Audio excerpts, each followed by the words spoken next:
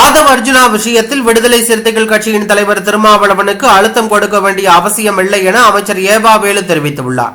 விடுதலை சிறுத்தைகள் கட்சியின் துணை பொதுச் செயலாளராக இருந்தவர் ஆதவ் அர்ஜுனா. இவர் பேசிய கருத்து விசிக திமுக கூட்டணியில் பெரும் சலசலப்பை ஏற்படுத்தியது. அதாவது, இவர் முன்னதாக ஆட்சியிலும் அதிகாரத்திலும் விடுதலை சிறுத்தைகள் கட்சி பங்கு வேண்டும் என்று கேட்டார். இதேபோல கடந்த சில தினங்களுக்கு முன்னர் நடைபெற்ற புத்தக வெளியீட்டு விழாவில் தமிழகத்தில் மன்னர் ஆட்சி நடப்பதாக கூறினார். இவரது இந்த கருத்து பெரும் பரபரப்பை ஏற்படுத்திய நிலையில் ஆதவ் அர்ஜுனாவை கட்சியிலிருந்து 6 மாத காலத்திற்கு இடைநீக்கம் செய்வதாக திருமாவளவன் அறிவித்திருந்தார்.